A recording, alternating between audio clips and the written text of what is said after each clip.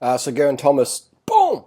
GT wins the Tour de France. I mean, I said Froome was going to win it, and hey, let me get my sugar water. I said Froome was going to win, and Froome, I mean, Chris Froome is a champion. Chris Froome is a champion. You think of all the haters and the people spitting on him, throwing eggs at him, cops grabbing him fucking by the arm, yanking him off his bike, people throwing people throwing urine at him. You know, like it's one thing to boo and hiss, but to spit and throw piss, that's just unacceptable. What are you doing at the Tour de France if you're going to spit and piss on fucking riders, man? That's just shit. And, dude, Chris Froome's a doper. It's like fucking everyone in the fucking front pack is fucking on the gear, man. You really think you can ride 6 watts per kilo after 2 weeks of racing, 5 hours a day? Like, what the heck? You know, so you're going to spit on Chris, you're going to spit on everyone. Better yet, just stay fucking home. Just go and watch fucking football or fucking rugby or something. Some redneck sport, you know? Like, fuck, man. Bike racing. Champion's dope. All right? Your soccer player's fucking dope. Your rugby player's dope. You're going to pick on Chris Froome because he's a little whippet of a cyclist. You think Peter Sagan's doing it, Natty? Fucking hypocrites. Anyway, it is, if you're going to give cycling, pro cyclists crap, stay at home. You know, you can't just single out Chris Froome for asthma puffer and then let everyone else ride past. You know what I mean? Adam Yates got caught for asthma puffer over the limit. So did Simon Yates, one of the Yates brothers. Ulysses, Pataki. You know, people have been caught for asthma puffers before. So if you're gonna spit on anyone, you got to. But this is what? People are just taking a drug to do their fucking job. Why does that deserve? How does that affect you? You know, like spitting on someone because they're doing a drug to give you a better entertainment value of the sport you're watching for free on the side of the road. They're flying up the mountain at mutant pace so you can have entertainment. Go, wow, that was pretty crazy. I like watching mutant riders go on the hill. I don't want to watch riders my ability. That's like that's me. I can do that. I want to watch riders who are fucking freakazoids on this crazy level oxygen vector doping program that's putting people in fucking outer space. NASA level drugs. Shit that Lance Armstrong. These guys are faster than Lance Armstrong now. If 2004 or 2003 or 2001 Lance Armstrong's in the peloton now, he'd maybe finish 20th, I reckon. He would get flogged. Richie Port, Sky Domestique, did a faster time up the Madone climb. Colder than the Madone. Richie Port's faster than Lance Armstrong, right? And Richie Port's a good rider. He's really good. And he's faster than Lance Armstrong. But he doesn't win shit. You know what I mean? That's how hardcore the level is. And that's not me giving a flack to Richie because our little Bantop course we rode that time. No, I think he just didn't. He had some assumptions in his head. I was going to troll him. What I was just going to show. That video where Richie said get off my wood cunt. That video was. I just wanted to film like a world class climber, the cadence, the technique, and stuff like that. So Richie saw me on his wheel and he probably thought I was going to do some troll, and he's like, "Fuck off." So yeah, I think that's all clear now. I think Richie understands what the deal was, but you know, so Richie Port is faster than Lance Armstrong, and Richie Port is never going to win the Tour de France. You know, but he's faster than Lance Armstrong. That's how hardcore these guys really are. And people say, "Oh, the times up outdoors are different." No, you can't compare that because it's raced differently, different weather, different control of the race. You can't compare a Tour de France outdoors time. It doesn't. You know what I mean? You can't even really compare watts per kilo because it'd be raced at different levels. And if you go outdoors and put 9 minutes into everyone else, then people are going to go, okay, you can't do that anymore. I mean, in the Giro you can, but the Tour de France you can't. Even Chris Froome did 80k solo breakaway, only did 3-minute margin, which is impressive, but, you know. So, if Chris Froome broke away at 30k's in, he probably would put 10 minutes into him. Who knows? But what I'm saying is, these guys are so much strong. Geraint Thomas is faster than Lance Armstrong. All right? So if you're going to boo and hiss anyone, then just go. Just go from the sport, man. You're a fucking dummy. You're a noob. You're an amateur. You're gullible as fuck. If you think that Chris Froome and Lance Armstrong are the only 2 people in the world at professional sport who take pharmaceutical products. And even then, people's reaction of Chris Froome, spitting at Chris Froome because he took an asthma puffer. You know what I mean? Oh, Puffy Froome. So what do you mean? I mean, you fucking 8-year-old kids taking an asthma puff on sports day. You gonna spit at them? You gonna spit at little Johnny and Janie? You gonna turn up to little track meets with 8-year-old kids and spit at them? Oh, you kids are fucking dope. They're using a puffer. They don't have a TUE. They're just trying to fucking do their sport. You try and ride at 450 watts. Everyone's got fucking asthma at 450 watts. Everybody's got asthma at 7 watts per kilo. Everyone's got anemia at 7 watts per kilo, and a bit of blood boosting is going to help. Anyway, so I totally understand that everyone at the top is juicing to their fucking gills. There's a next level programs. They've got next level product out there now. I get it. It's fine. Fine with me. Oh, you're a hypocrite. You support drug users. No, I don't support it. I get it. I accept it. I understand it. It's here. You know? I get it. I'll be curious to what they actually use and what the parameters are. I'd find that quite interesting. Human body, stuff like that. Do I think it's healthy? Who knows what consequences that level of fitness has later in life? Who knows? But these people aren't thinking that. If you're bombing downhill, you can't think like that. You're doing 110k an hour down an alpine descent in France with a fucking ice cream lid with 200 grams of styrofoam on your fucking head from China and a little super light fucking Mardi Gras lycra outfit on. You can't be thinking about the future too much, because if you do, you won't get on your bike in the morning. So anyway, drugs, all sports, all champions, Usain Bolt, swimmers, Michael Phelps, everyone, juice the fucking gills. Hot sauce, beyond hot sauce, all right?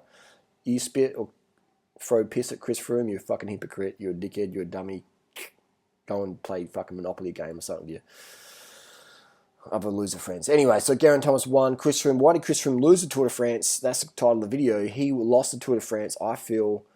Well, we don't really know why he lost because we don't see the power data. If we could see everyone's power data and where the morning weight was, then we could go, okay, so Chris Froome's, this is his usual watts per kilo, and this is what he's at now. Was he better? Was he worse? Were those guys just better? You know, we don't know. But what we do know is he won the Vuelta, he won the Tour de France, he won the Vuelta, he won the Giro, and he's going to come back for the fourth. I mean, like, what? The Giro Tour double, it's like he's done the triple, man. People, you know, Chris Froome won the Tour de France last year, didn't he? He won the Vuelta, didn't he? He won the Giro, didn't he? He won 3 fucking races in a row, and he would have won this year. He had that crash, lost time, and who knows how much pain he was in. He's not the sort of guy. I've ridden with Chris Froome a few times, and I found him very, very non-pretentious. I know people who can do naught and something in 20 minutes who are massively pretentious. I know people who buy a MAP jersey or a Rafa socks, and within 24 hours they're Mr. and Miss Pretentious. I know people buy a carbon bike and think it's some license to be a pretentious wanker. But anyway, Chris Froome, very down to earth, very approachable, and so can Geraint Thomas as well, very approachable guys. So I would say that they're on a great program. Here's the thing: why Chris Froome's such a champion is he didn't even know he was going to do the Tour de France after this whole Vuelta thing. They didn't know they were going to do the Tour de France, but he still put his effort in there, did whatever he had to do, got the team doctor, get everything organised, all the logistics, the sacrifice. His wife's having a baby, you know. I would have preferred he adopt some little Kenyan kid, but you know, you want to think about that. But anyway, so his wife's having a baby. That's a lot of stress. You've got people spitting at him, pissing on him, but he's still banging out 6.5, 7 watts per kilo out the climbs. You know, so and no fuss, no grizzles. The only thing I heard from Chris Froome was a fuck you at a cop who fucking ripped his shoulder off his bike, you know. So anyway, so Geraint Thomas did a great outstanding performance. I remember riding with Geraint a few years ago, and I was hitting Northern Summit, and then I saw him up ahead. I was like, I'll jump on the back, and so I was doing 450 watts to catch up. Geraint Thomas is pulling away from me. I'm like, hey, my power meter broken? Essentially, I was doing 450 watts to close the gap, and he's pulling away, you know, in the team car, just maybe 20 meters in front, up Norton Summit, early morning, just by himself. And I was like, whoa, that's some fucking serious launching power there. So yeah, that's pretty impressive. That's the start of the climb. So, and really good form as well, just like, is that Geraint Thomas sort of jigs on the bike a bit. So, Lance Armstrong talked about ketones and shit. I mean, I rate Lance Armstrong. And I appreciate he has to uphold the omerta still. I get that. But it would be great to have discussion with Lance Armstrong behind the scenes, off camera, and say, Lance, what do you think they're using now? And why are they faster than you? That would be really cool. And Bernard Hinault, I think Bernard Hinault's got a lot to answer for. The dude's gave the Tour de France a shit vibe this year. Another rider trashing another rider, internationally, public level, Tour de France, encouraging the French to boycott. It's like, what? Bernard Hinault, you are a doper as well, bro. And you are the biggest badger hypocrite. You've totally lost respect in my eyes and many people's eyes because you weren't a Tour de France winner clean. You weren't. So to criticise Chris Froome, it's just because he's getting some French tail podium girls and you're not anymore. So it's just like, fuck, man, that's disappointing.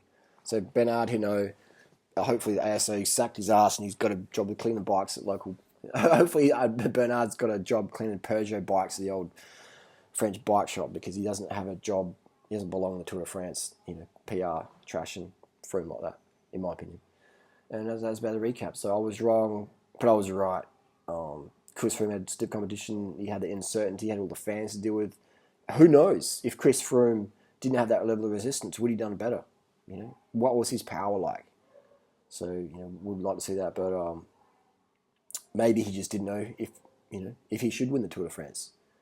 Who knows? Who knows what's going on through his head? But I feel if Chris Froome had that clean slate with no fans giving him shit, spitting and pissing on him, whatever, then he would have a better chance. So he stood it really, really well. And I think it was another factor as well was I didn't know. This is me making excuses now. I didn't know the Tour de France only had one time trial in it now. Like the 31k time trial. Like, is that true? I had one time trial this year. Like, I didn't know that. That's weird. And that 65k stage, like, I don't feel like it was a real Tour de France this year. It was a Tour de France. It was a real Tour de France. It wasn't the real Tour de France of the time trials and the more epic mountain stages. It seemed like it was an easy Tour de France. Maybe if it was a normal one, Chris Froome would have done better.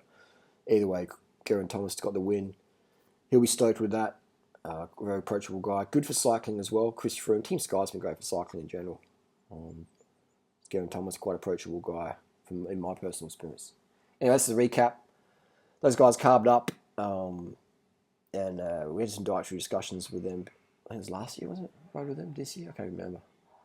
But that was another video. Anyway, Tour de France done and dusted. Geraint Thomas wins. Another Sky rider, track rider, winning Tour de France. Pretty fucking impressive. Cadence for the win. Di riagganciarsi Maelanda sicuramente a stoppare l'attacco di Pozzovivo ed è stato un dominio incontrastato fin dalle primissime fasi di corsa dei corridori del Team Sky ed è Geraint Thomas che sta pedalando in solitudine al comando seguito da Landa. Staremo a vedere se Thomas ha ricevuto ordini di scuderia particolari per quanto riguarda questo finale. Non sembra essere così. Primo Geraint Thomas, secondo Mikel Landa, terza posizione per Domenico Pozzovivo. Che giornata per il Team Sky, 35.816 di media finale per questa tappa. Quindi arriva Pierre Rolland, arriva il leader Pinot, è arrivato anche Buchmann che ha preceduto Carbs, carb the fuck up, motherfuckers. Carb the fuck up. Corn, rice, potatoes, yams, bananas, mangoes, dates, plantains, melons, blueberries, blackberries, mulberries. Get them motherfucking carbohydrates in. Go vegan, motherfuckers. Cut the fuck up, the fuck up, the fuck up, the fuck up.